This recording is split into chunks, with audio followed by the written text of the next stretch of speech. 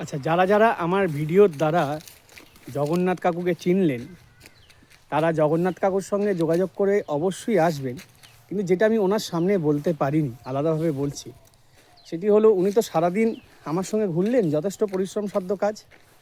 উনি কিন্তু সেটা নির্ভেজাল মনে, উনি একদম কোনো দাবি দাওয়া না রেখে একদম পরিষ্কার মনে আমার সাথে ঘুরছিলেন। কিন্তু আমার মনে হলো যে লোকটি দিনমজুরি করে পেট চালান, লোকের জমিতে চাষাবাদ করে পেট চালান, সে তার ওই দিনের কাজটুকু ফেলে রেখে বা বাদ দিয়ে আমার সাথে গেল ঘুরতে, তার হাতে কিছু সাম্মানিক তার প্রাপ্য আমার মনে হলো। তো আমার সামর্থ্য অনুযায়ী আমি কিন্তু ওনাকে কিছু অর্থ দিয়েছি।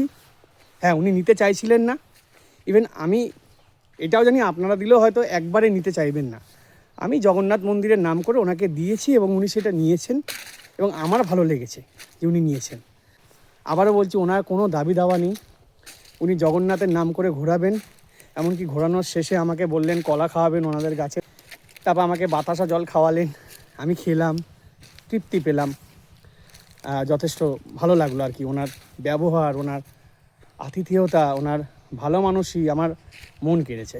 অতএব যারা আসবেন, এসে জগন্নাথ কাকুর সঙ্গে যোগাযোগ করবেন, তারা দয়া করে এই দিকটা একটু বিবেচনা করে দেখবেন এবং ওনার সঙ্গে ঘুরুন।